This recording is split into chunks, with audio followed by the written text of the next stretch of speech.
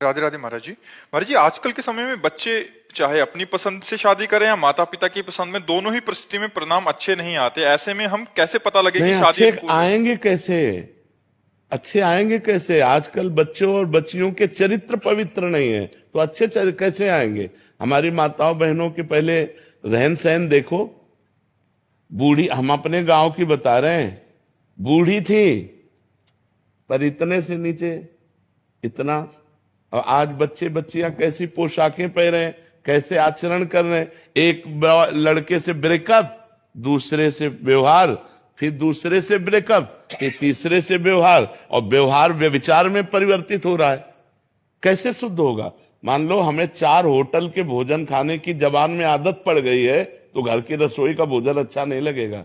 जब 4 पुरुष से मिलने की आदत पड़ गई है, तो एक पति को स्वीकार करने की हिम्मत उसमें नहीं रह जाएगी। ऐसे ही जब 4 लड़कियों से व्यभिचार करता है, तो वो अपनी पत्नी से संतुष्ट नहीं रहेगा, उसे 4 से व्यभिचार करना पड़ेगा, क्योंकि उसने आदत बना ली है। हमारी आदतें खराब हो रही, हमारे बच्चों की आदत। तो ये सब जो मोबाइल चल गया है, जो गंदी बातें चल गई हैं, अब आजकल बहू मिलना और या पति मिलना बड़ा मुश्किल है, बड़ा मुश्किल है। 100 में कोई 2-4 कन्याएं ऐसी होंगी जो अपना पवित्र जीवन रखकर किसी पुरुष को समर्पित होती होंगी। कैसे वो सच्ची बहू बनेगी? जो 4 लड़कों से मिल चुकी वो सच्ची बहू बनेगी?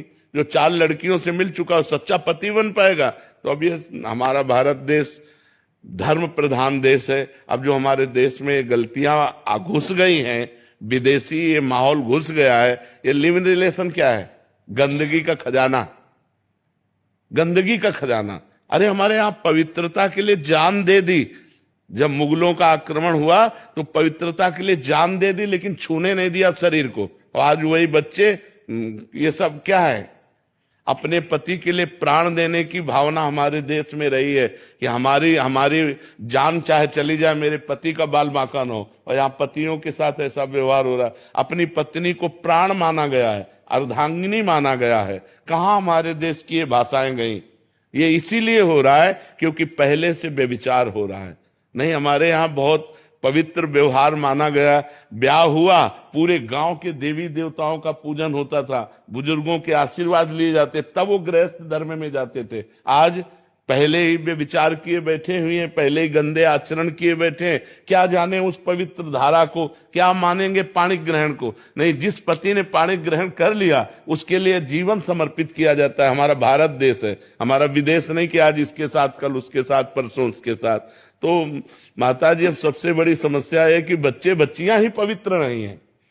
वो अगर किसी तरह से पवित्र मिल जाए तो भगवान का वरदान समझो। हम कहते हैं चलो जो बच्चापन में गलती हो गई, लेकिन ब्याह होने के बाद तो सुधर जाओ। बड़ा विचित्र समय है, बड़ा विचित्र।